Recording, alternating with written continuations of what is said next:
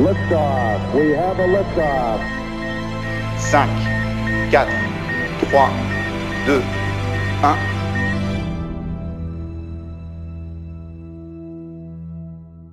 Bienvenue dans ce 32e épisode de la capsule de l'espace.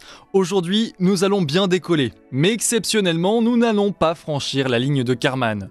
Nous allons ensemble embarquer aux côtés d'un télescope mythique aéroporté, le télescope SOFIA.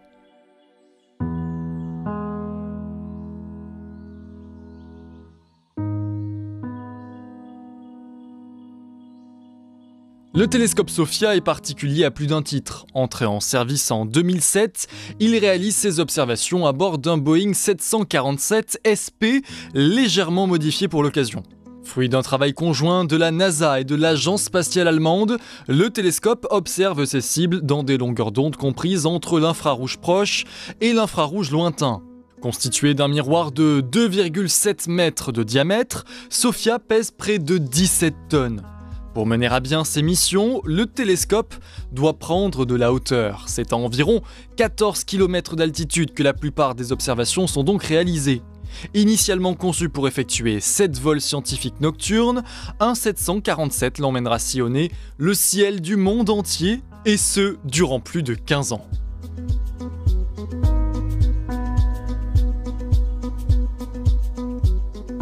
La conception du télescope n'a pourtant pas été de tout repos.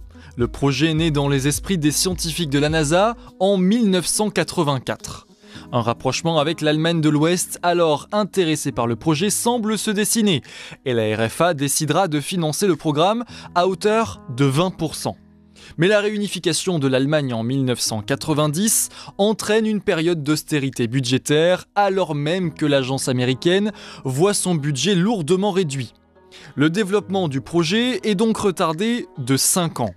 En 1996, la coopération de l'Allemagne est contractualisée. Les éléments principaux du télescope sont fabriqués et assemblés à Augsbourg, en Allemagne.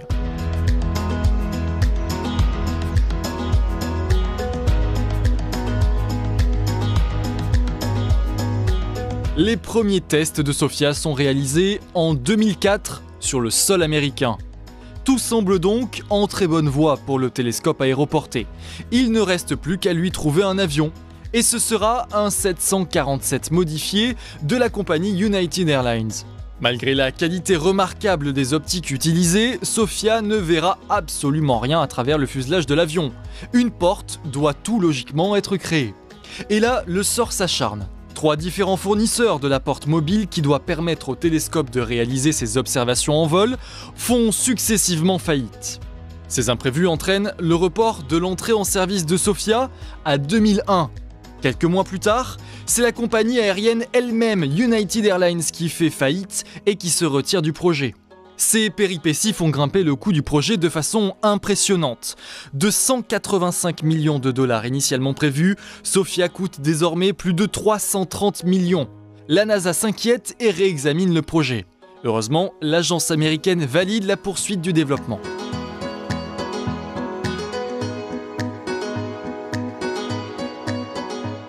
SOFIA, solidement attaché à bord du 747 SP qui le transporte, décolle pour la toute première fois le 26 avril 2007. Toute une série de tests en vol sont réalisés et la porte permettant au télescope d'observer le ciel est ouverte puis refermée à plusieurs reprises. Ce n'est que 3 ans plus tard, en 2007, que SOFIA fera enfin ses premières observations scientifiques. Le télescope se tournera alors vers les nuages de Magellan, observables uniquement dans l'hémisphère sud.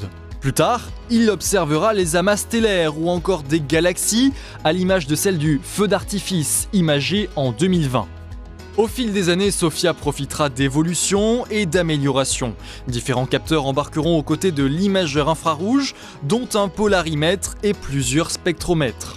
Le télescope sera ainsi capable d'étudier l'atmosphère des planètes, leur surface, mais aussi les comètes et la formation des étoiles. Un télescope aéroporté, ça peut paraître surprenant, mais ça n'a absolument rien de nouveau.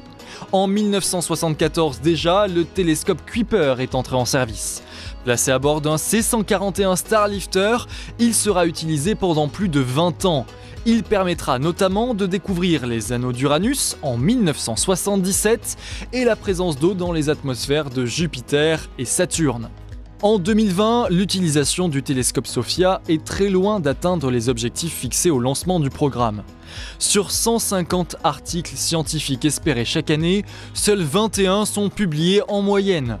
Dans un communiqué de la NASA publié le 28 avril dernier, et suite au rapport réalisé par les Académies nationales sur l'astronomie et l'astrophysique, l'agence américaine indique que la productivité scientifique de SOFIA ne justifie pas ses coûts d'exploitation, chiffrés aujourd'hui à environ 80 millions d'euros par an. L'agence ajoute par ailleurs que les capacités du télescope ne coïncident plus de manière significative avec les priorités scientifiques actuelles. Une décision doit être prise et elle sera radicale. L'agence spatiale américaine annonce mettre un terme au programme. SOFIA, deuxième mission opérationnelle la plus chère en astrophysique, prendra fin au terme de l'année 2022.